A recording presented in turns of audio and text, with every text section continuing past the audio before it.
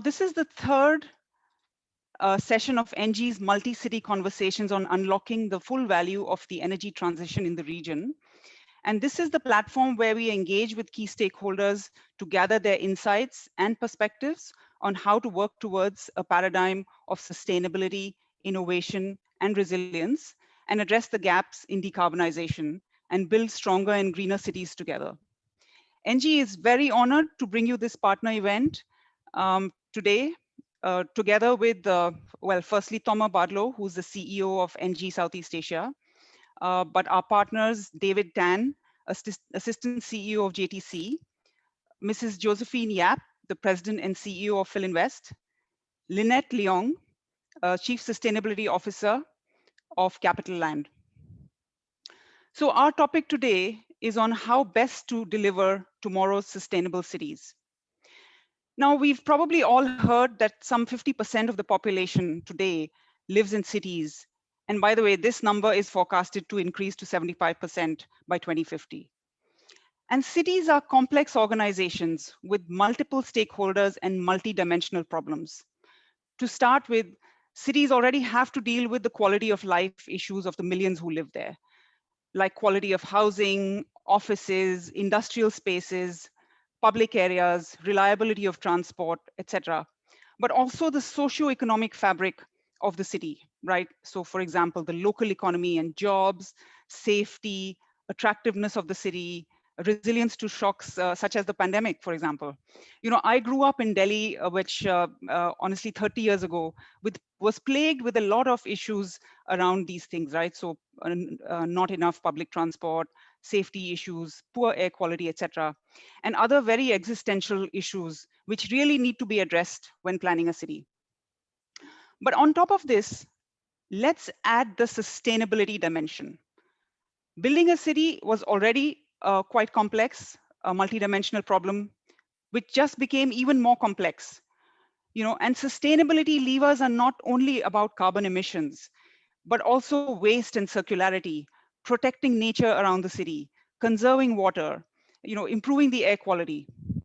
Now, of course, in terms of emissions, carbon emissions, cities account for between 60 and 70% of global emissions.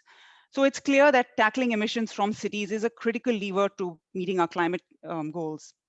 But there are also all these other issues like circularity, biodiversity that need to be solved.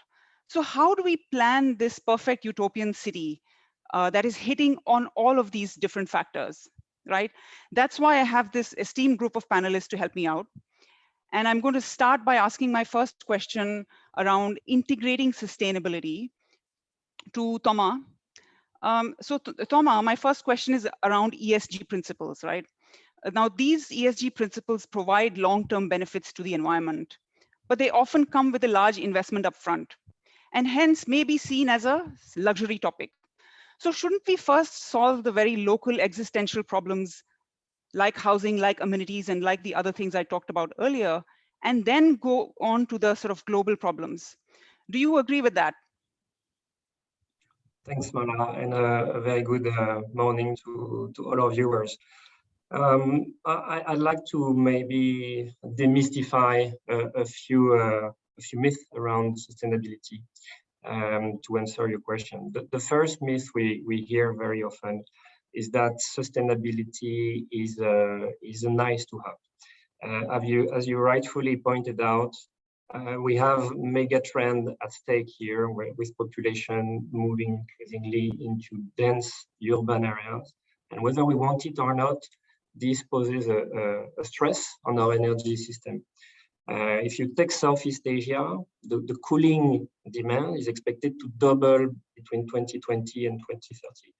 And simply reproducing cities as usual, or the way we conduct our development in an old-fashioned way, is not manageable for the future. If you were to continue the way we have been in the past, this would lead very clearly in unlivable conditions for the residents of cities. Think about your children not being able to live outdoor because the air quality is not manageable. Think about high rising temperature that would provoke a higher frequency of death, especially under a tropical climate. Think about very dense traffic that really prevents cities to deliver the economic output that they could, in theory, deliver.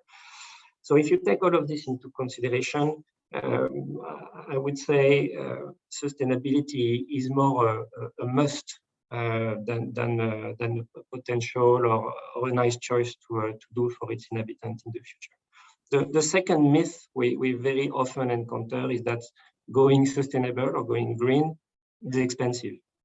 There has been a recent shift happening in that aspect, which is absolutely crucial. And this is a really good news I want to stress for all our listeners today, is that going green, producing clean energy today is the cheapest, the most cost-effective way to power our cities and our industries worldwide. If you go to solar, switching to solar can already provide you with a 20 to 30% discount on your utility cost, and that's massive. What it clearly means is that there is a way today to act, rolling out massively that type of technology to already make an impact. And those type of changes are only meant to increase in time. Think about, for example, the deployment of electric vehicles happening at scale worldwide. This will lead to accessibility of cheap ways of transportation and cleaner ways of transportation. This will come as well with nice perks such as a cost-effective storage. And from there on, a wide range of new business models can be implemented. So we are living really in a crucial era where it's not a luxury anymore to go sustainable. It's the most relevant economic choice, if I might say. And then there is a third aspect that we hear very often, that going sustainable is more a product dedicated to developed economies. And here again, I think we have countless examples of technologies that are quite inexpensive, relying on technologies such as IoT, digital system, which can make a lot of sense in dense urban areas, in developing economies.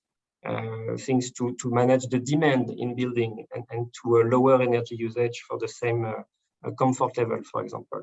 Going even a step further, even infrastructure that require upfront investment make a lot of sense. We have deployed, for example, with our partner Fillin a district cooling, the first large district cooling in the Philippines, that helped reduce the energy need by 40% to cool Northgate area. And I think that was a very great example that going sustainable made a great sense, whatever the economy, whatever the geography. So as a summary, Mala, I would say it's not a luxury at all to go sustainable. It's a necessity. And on the flip side, it's even a real opportunity to provide a more economical incentive for the populations to participate in the green transformation of our cities. Thank you, Thomas. Those are quite useful perspectives. I wanted to ask Mrs. Yap as well to share her perspectives on this issue.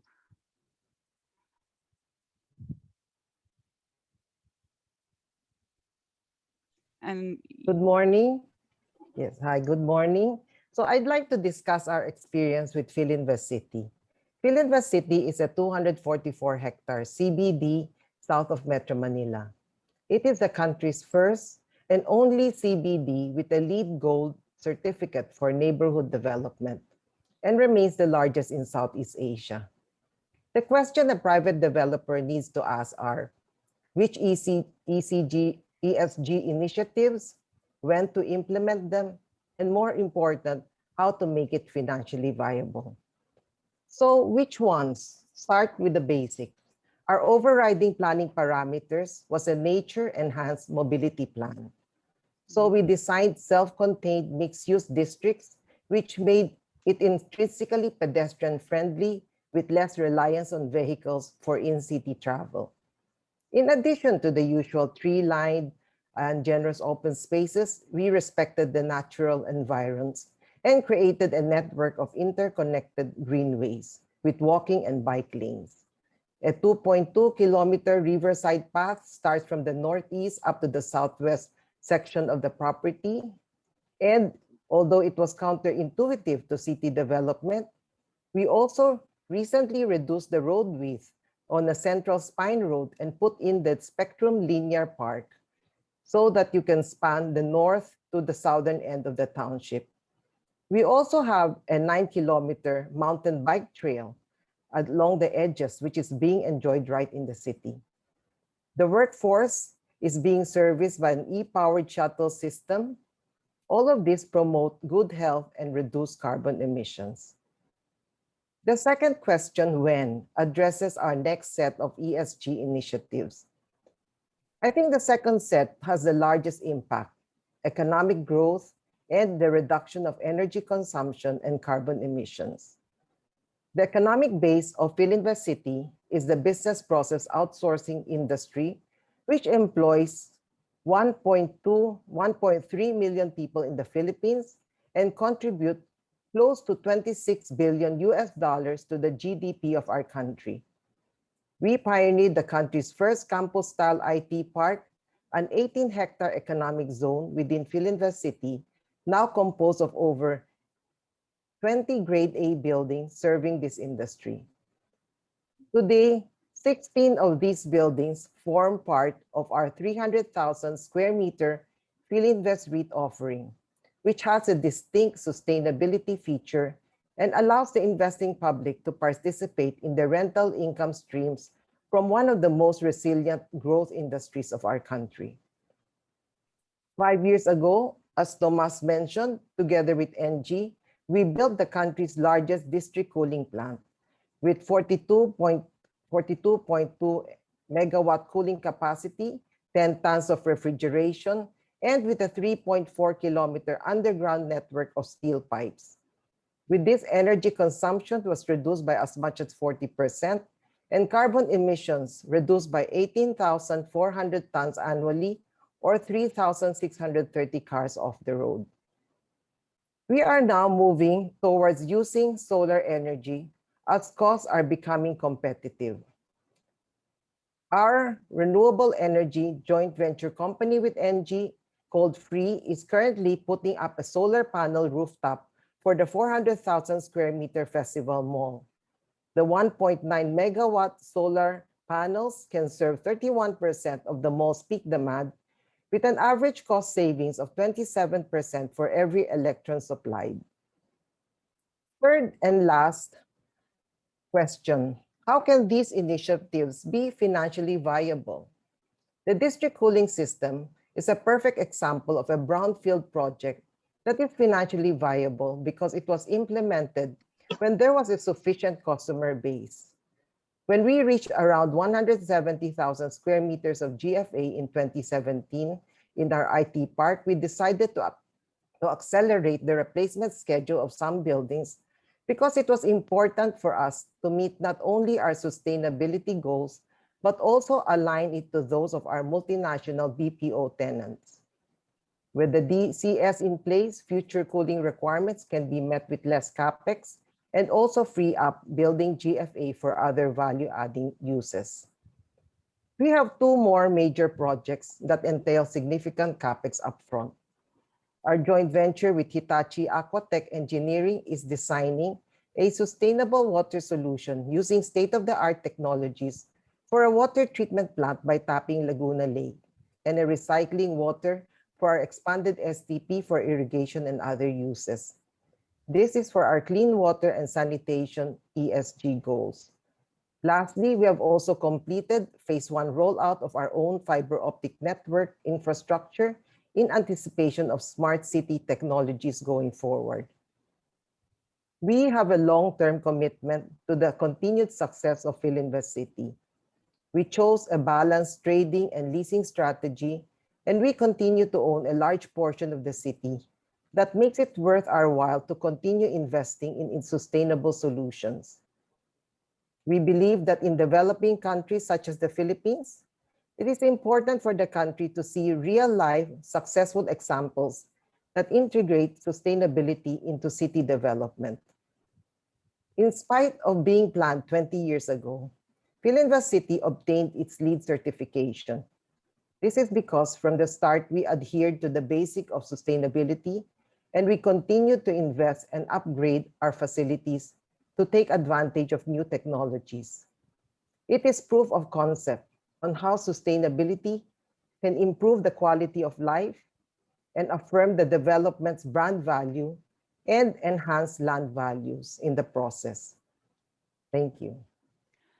Thank you, Mrs. Yap. I think that was a really helpful, tangible example of how sustainability can be integrated end to end in a city. Thank you for that.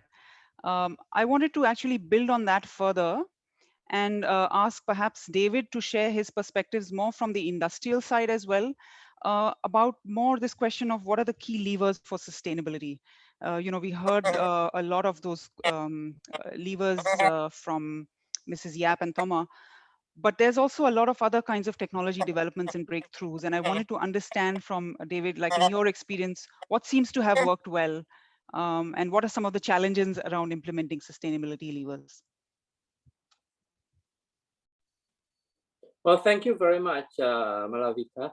Well, as you know, JTC, we are a statutory board under the Ministry of Trade and Industry.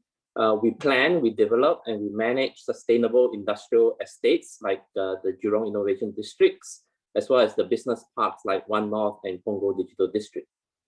Now, in our developments, we actually adopt several key decarbonization levers, such as sustainable design, sustainable construction, sustainable operations and maintenance, and lastly, integrated development. We have to consider the whole life cycle of a development. Now, let me explain. So for sustainable design, we orientate our buildings to be north-south facing and select the right building facade to reduce heat gain. We mitigate the urban heat island effect by greening our estates and using cool or even lighter color paints. For sustainable construction, we adopt design for manufacturing and assembly by using more precast elements to improve productivity, as well as digitalize our construction processes by leveraging on technologies such as integrated digital delivery and building information modeling. For sustainable operations and maintenance, and this is something that Omar actually highlighted earlier, is that we make our operations and maintenance smart and cost efficient. Today, we are developing a real-time 3-dimension command, control, and communication, or C3 systems, or what we call a digital platform, that actually allows the various systems within the estates and buildings, such as intelligent building management system, smart facilities management, smart grids, smart lighting, smart parking, smart logistics, smart security at the estates and buildings to be integrated and managed. Now, this will obviously optimize and facilitate more optimized water and energy consumption, thereby reducing carbon emissions. And finally, integrated development.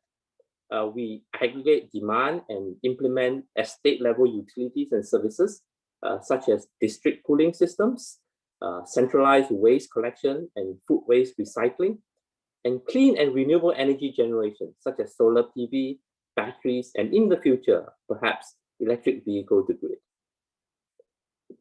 So thank you. Thanks, David. It sounds like sci-fi, but a lot of this is coming true. A lot of these are actually being implemented, which is fantastic. I wanted to hear Lynette's views as well. Hi, good morning, everyone. Thanks, Mala, for having me on this panel. Capital land comes from a slightly different perspective because we don't build huge cities. Capital land is spread over many cities around the world, over about 250 cities in 38 countries. And so we operate in cities. We don't build the big cities. So first of all, we are in different types of asset classes.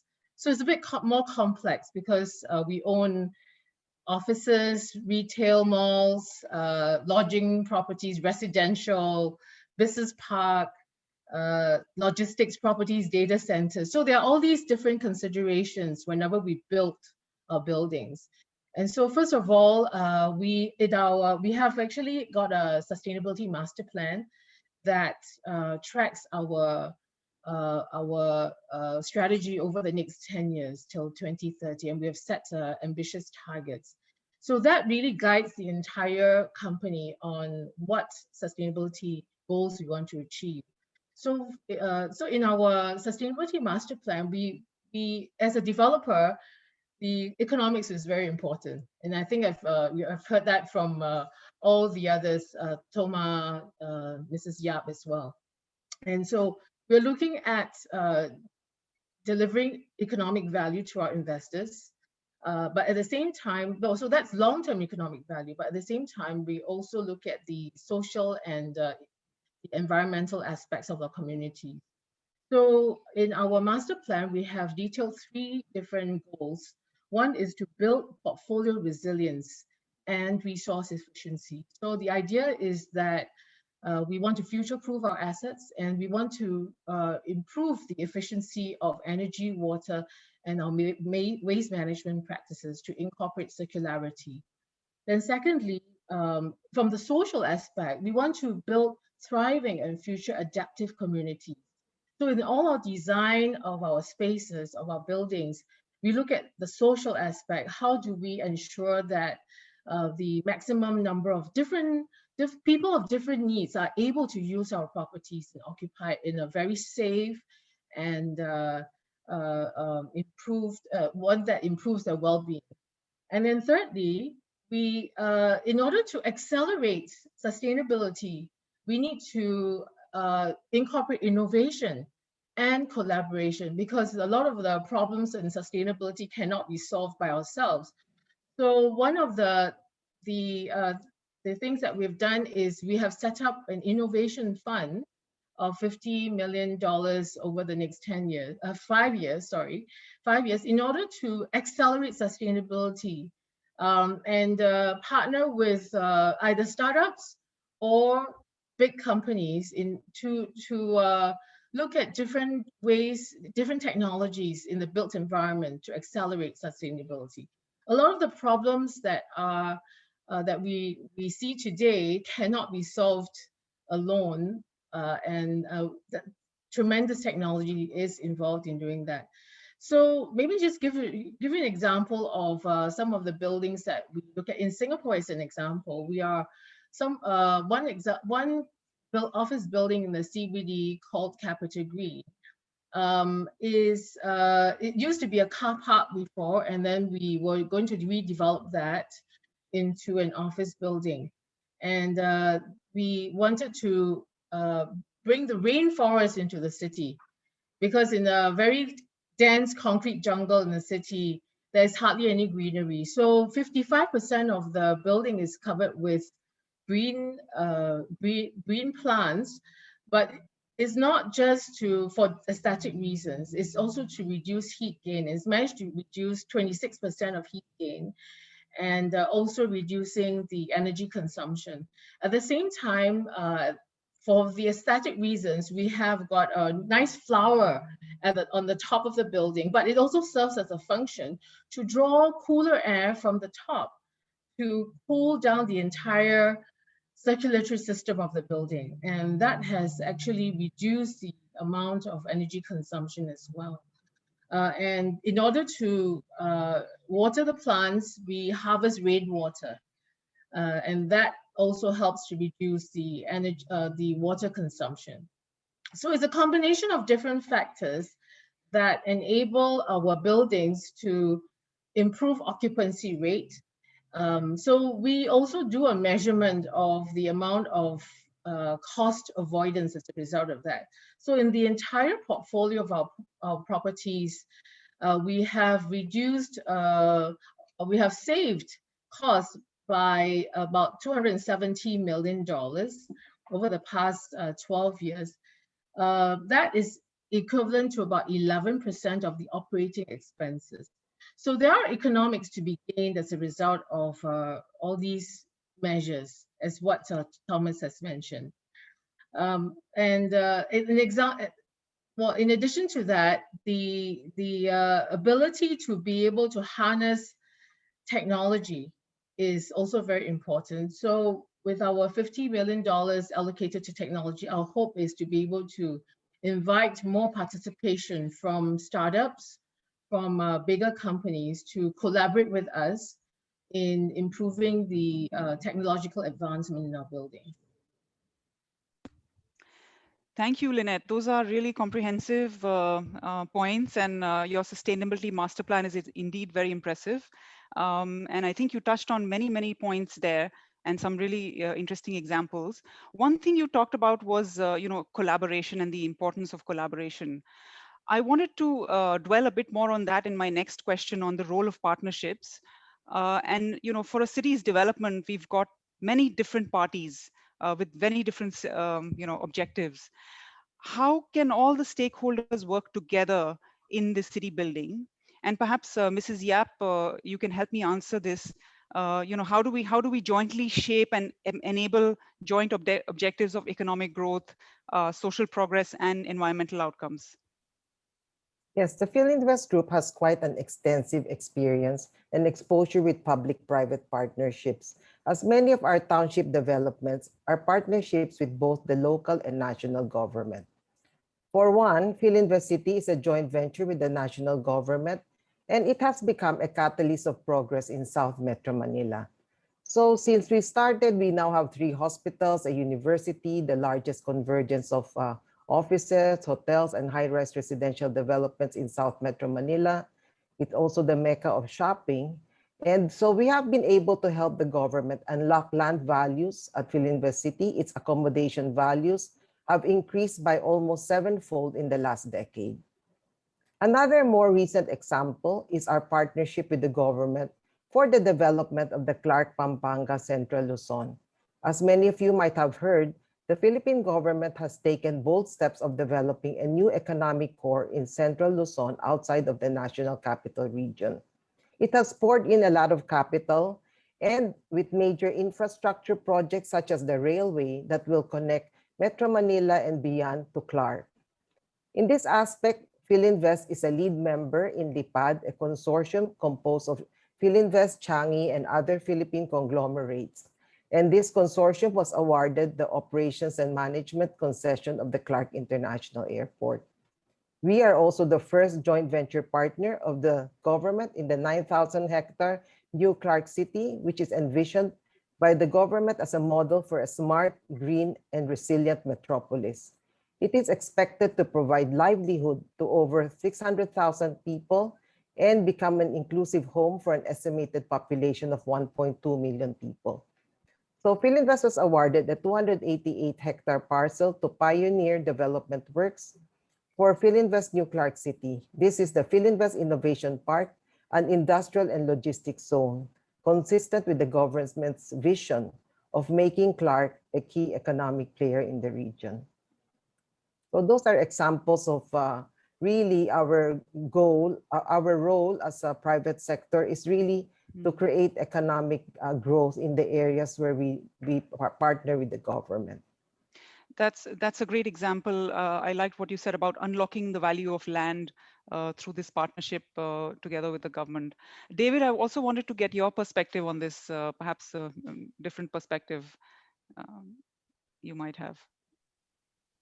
Well, thanks. As a government agency, JTC works very closely with industry and private sector to develop industrial ecosystems to shape Singapore's economic growth. I will share 2 examples of how JTC works with the private sector. My first example is One North. One North is a 200-hectare vibrant mixed-use district envisioned to be a research and business park for collaboration and innovation with work, live, play, learn elements for the biomedical, science, engineering, infocom, and media industries. We master planned the district in 2000 and built a few buildings at Biopolis and Fusionopolis. Subsequently, we make available land for industries and developers to build their own buildings.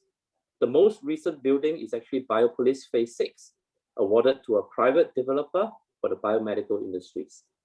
We also work with the private sector to develop green buildings, green the district with trees and landscape, make One North a car-like district, and put in shared utilities and services like district pooling, and as well as the One North rider. So that's the first example.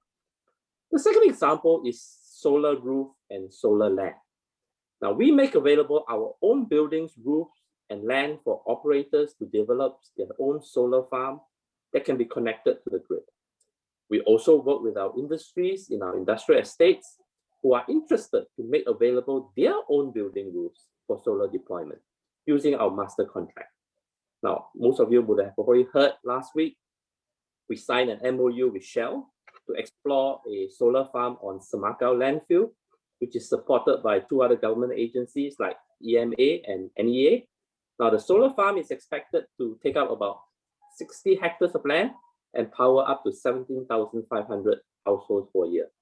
So these are 2 examples of how we work very closely with the industries and with the private sector to see how we can continue to grow Singapore's economy and to ensure sustainability in the growth. Thank you, David. Indeed, One North is one of my favorite neighborhoods in Singapore. It's beautifully done.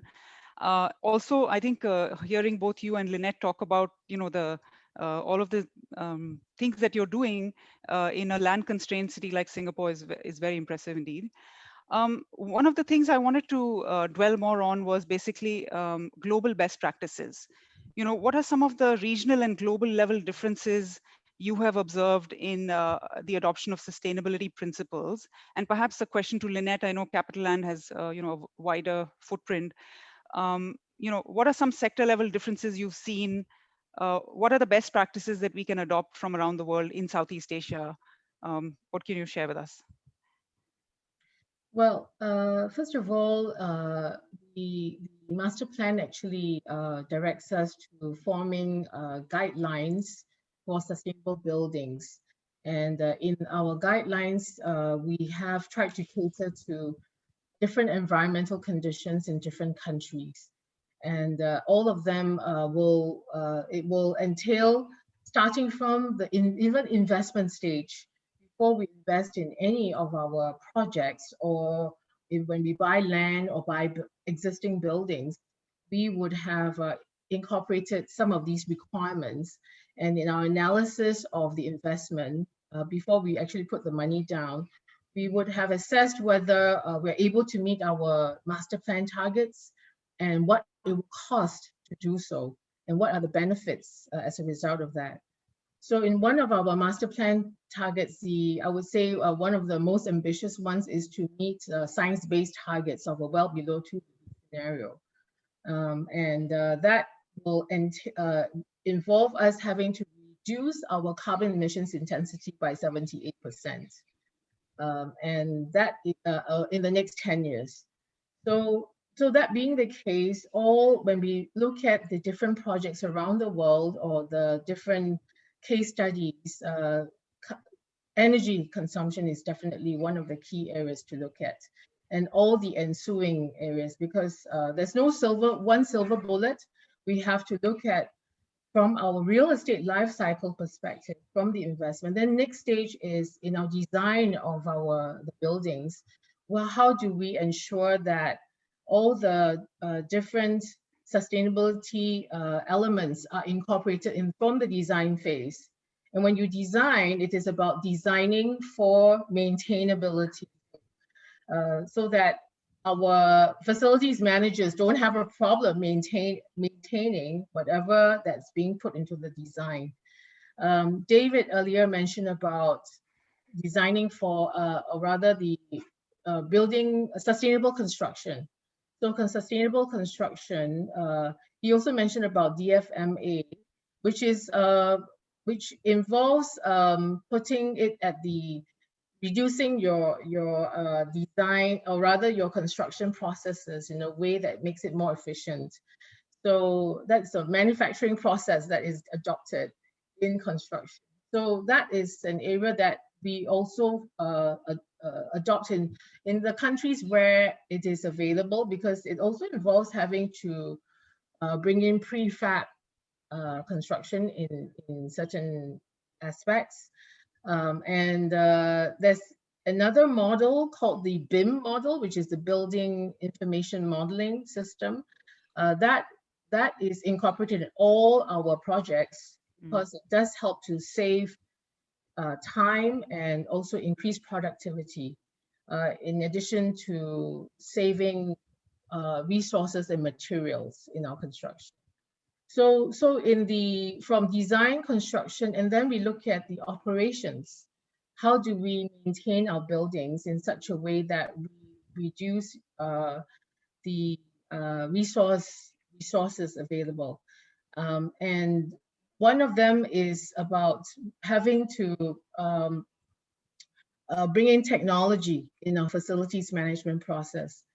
Toma mentioned about having to ensure that there is demand response to the use of energy in order to optimize the energy efficiency of our operations. So that we are also looking at how to use IoT, Internet of Things, to incorporating sensors so that we can both measure the amount of demand at the same time and having a real-time response to the demand, and so that we do not use our energy unnecessarily. One of our properties in Singapore, which is a fairly new mixed-use development consisting of a mall, 2 office buildings, and service residence called Funan. It has incorporated elevators and lifts using kinetic energy. So it responds to the demand accordingly. So during the, for example, COVID period where the malls have fewer people, or during the lockdown periods where we're unable to operate our malls, then we don't have the energy, the lifts running unnecessarily on energy. So that also helps reduce the energy consumption. In addition to that, so in the building design guidelines, we have incorporated all these different aspects and all targeting at reaching our master plan targets.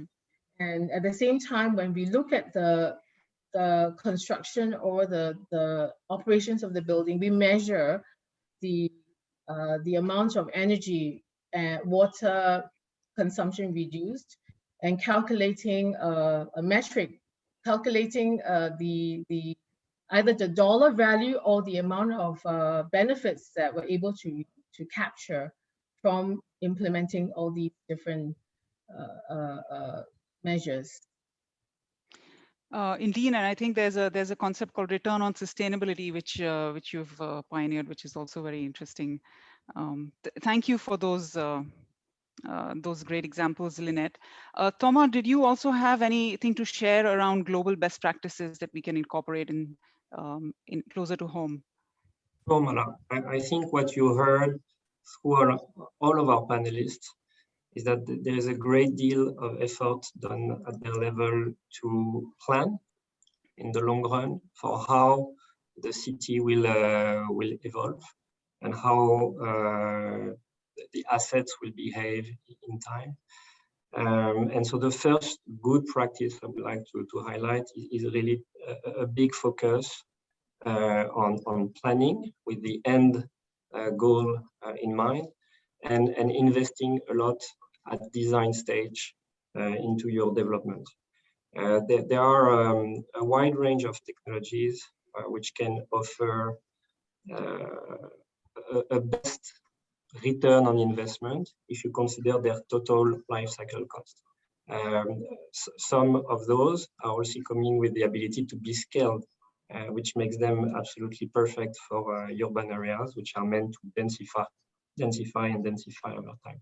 You heard a lot about district cooling from our different panelists, and I think maybe it's time to take a bit of a deeper dive into this technology. It addresses the challenges around cooling, which again in Southeast Asia is absolutely critical, as our energy needs are meant to double in the next decade.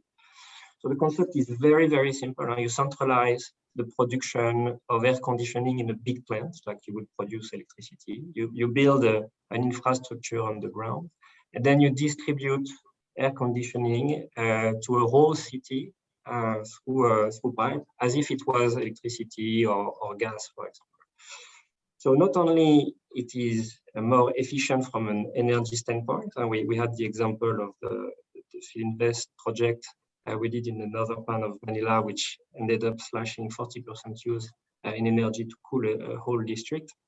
But it's also scalable. And as your city builds up, densify, you can connect more and more buildings, and your economics only improve over time. So that type of technology is absolutely relevant, and even I would say a must. And you can apply the same thinking around traffic management, about other utilities such as water, etc. So that's the first real big highlight I would like to do on planning and design. And you obviously would point out that it works perfectly for greenfield development, new cities, and growth.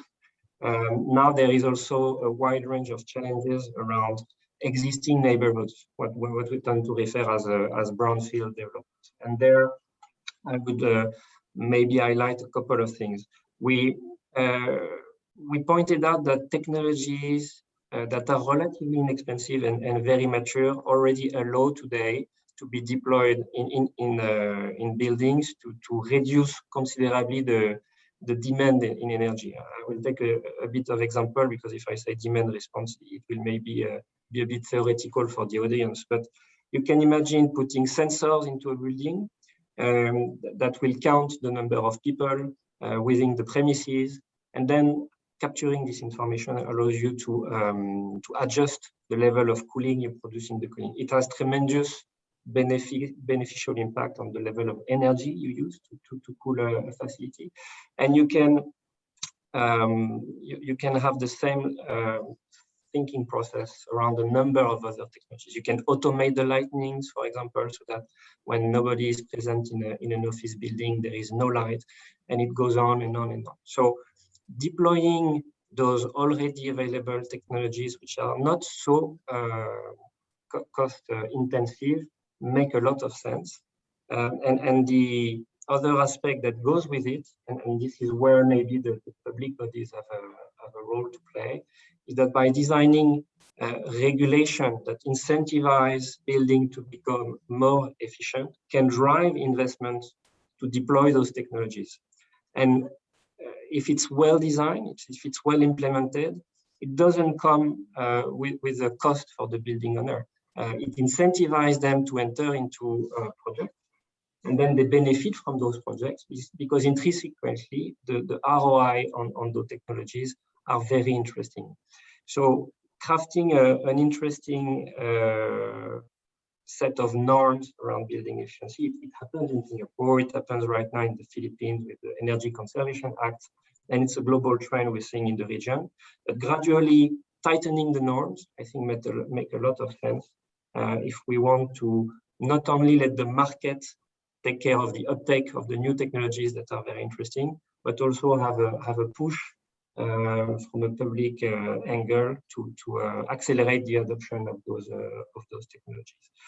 And last but not least, we are all, entering a race to fight against climate change. As I pointed out, and the panelists as well, we have a number of technologies at our disposal to make a lot of impact, to improve the way we use energy, the way our cities are designed, the way our buildings are more and more efficient. And those technologies can be deployed at scale. The real challenge is to organize ourselves to make sure that they can be done at pace, very fast acceleration of the deployment of those technologies at pace and at scale.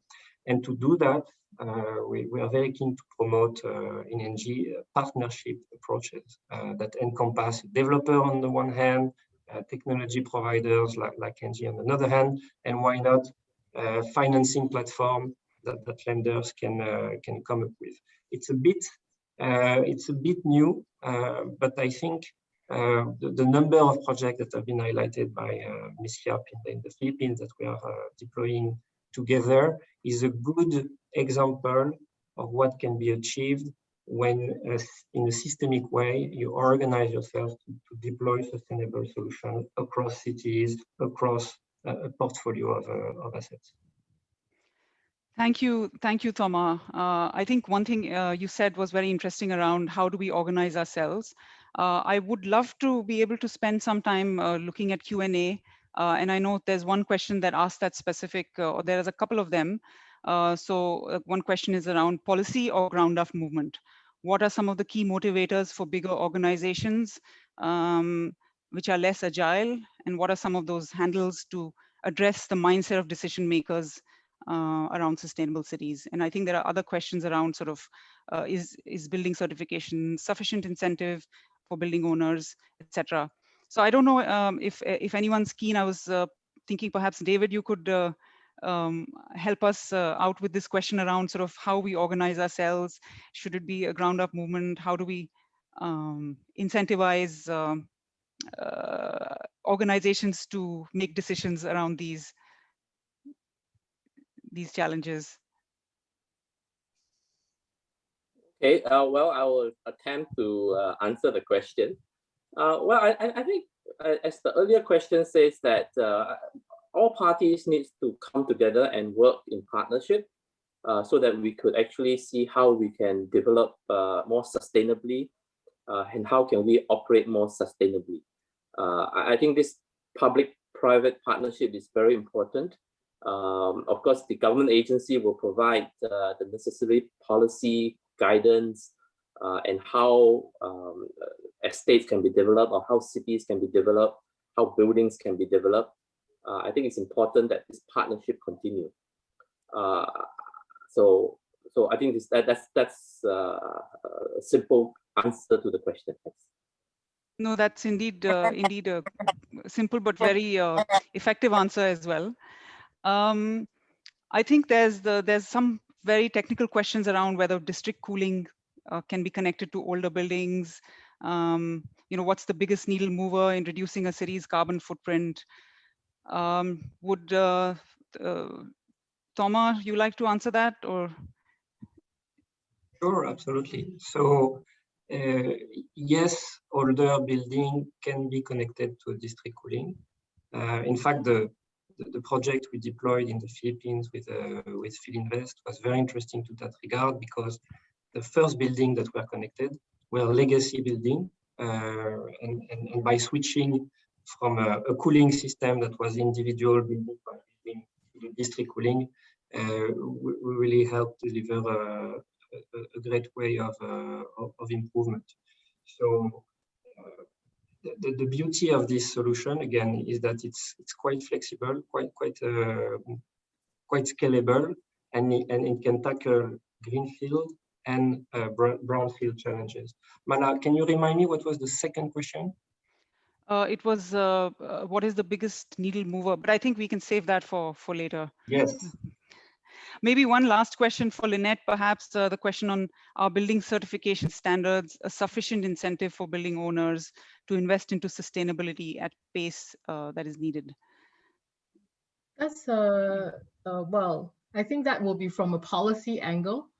I think from the policy perspective, what I think Singapore has done very well in that by encouraging developers and building owners to go green, they have offered financial incentives for a start, and incentives in the form of grants as well as gross floor area that is partially free. I wouldn't say it's entirely free, but it's subsidized. So that has actually encouraged the country to have attained a very high level of green certification. I believe it's more than 90%.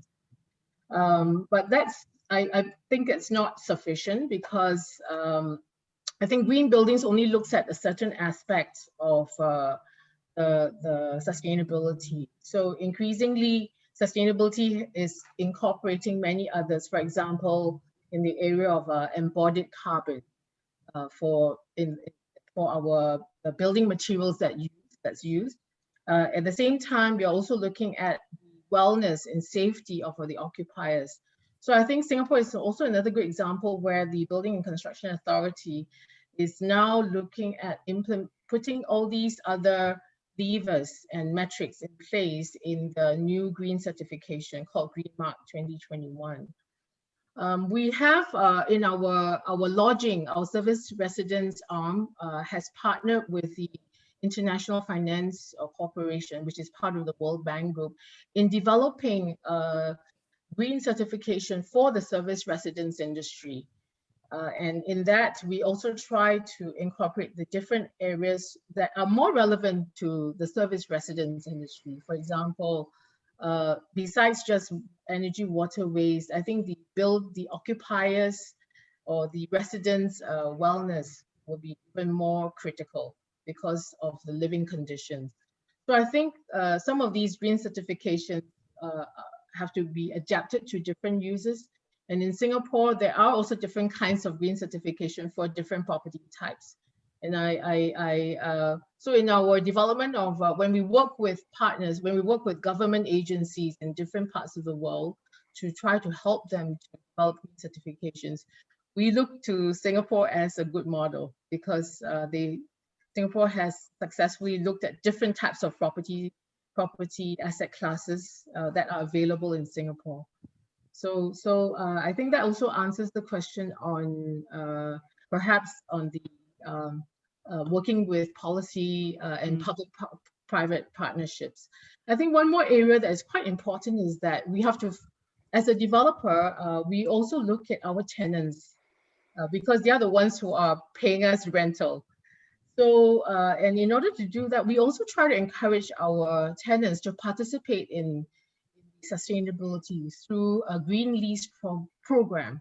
What it means is that in addition to the typical commercial lease that they sign, there's also another lease called the green lease that stipulates the sustainability factors that will help them to save electricity or even water. And through that savings, they are able to then be on the same journey as us. So that is it is either in their fit out of the premises or in the operation, day-to-day running of their premises. So these are some of the best practices that we try to also encourage our tenants to participate. Thank you, Lynette. I think that's a really interesting program, the Green Lease program. It's important to bring in all the different stakeholders. I know we are running out of time, and I just wanted to perhaps summarize some of the key takeaways that I took down at a very high level. And, so the conversation has been really, really interesting, I think, right from the start about how do we integrate sustainability and whether it's a luxury problem or a must. And I think it turns out that it's actually very well integrated with the whole planning of a city. And also, I think later on, participants, the panelists emphasized that planning the end state is a really important part of how we build a sustainable city. But also it's really interesting about some of the levers and some of the technologies available all the way from sustainable design to construction, to building management, to operations. And then the whole aspect around partnerships and how do we bring in not just the sort of the government agencies and the private players together with the industry, but also as Lynette, you said, bring the tenants in together into that journey and that decision making. And then also some of the best practices globally that you all shared. How do you find solutions like district cooling for air conditioning, which is such a big problem in the tropical areas that we live. I just wanted to give you all perhaps 30 seconds to wrap up. Maybe if you can, like literally in 30 seconds, answer the question on what it takes to move the needle on sustainability. And perhaps, Lynette, as you, as you were the last, maybe you can go first now. with just 30 seconds on what it takes, in your opinion, to move the needle on sustainability. First of all, I think we need to understand that sustainability is about future-proofing our assets. And because we don't want to leave them stranded due to climate change. But at the same time, there's a lot of value that can be created out of being sustainable. And so there is both the long-term economic value that we can generate, as well as providing environmental and social improvements to the community. Thank you. Thanks, Lynette. David? Yeah, I think sustainability in the city is about improving the quality of life of the people living in the city. And sustainability in the city is also about improving businesses' competitiveness. And I think early on, I've highlighted a few points about how we can develop sustainability, we can design sustainability, we can construct sustainability, as well as to operate and maintain our assets, our buildings, our estate in a very sustainable manner. Thank you. Thanks, David. Mrs. Yap? Yes, we would just, I think that we'd focus on being a developing country and in a place where private sector has to pay for a lot of things, unlike in Singapore. So we would focus on the major issues, which is really energy consumption reduction and greening transportation and improving our water quality. Thank you, Mrs. Yap. And Thomas? I take maybe a different angle on this. I think COVID has given us all the ability to take a little step back and realize that climate change is a very serious threat, and as a result, really push for the awareness around the need for change and interaction. And if I try to summarize a few of the points that were highlighted today, we have the technologies. There are clear ways that private developers and public authorities can push for as orderly as possible deployment at scale of those technologies. And that's really an opportunity in the wake of COVID, where a lot of investment will be poured in our countries and economies to find a dynamism back. That's, I think, a very positive note I would like to conclude on. Thank you so much, Thomas. And I just want to thank Capital Land, Philinvest, and JTC, and the World Cities Summit that worked in collaboration with Engie and Engie Impact for this event. Thank you so much all for joining. For those watching, if you have any further questions after this webinar closes, feel free to scan this QR code that's going to flash up on our screen as well. Thank you once again for joining me. A very great thank you to our panelists. Thank you. Thank you, Mala. Thank you. Bye-bye. Bye.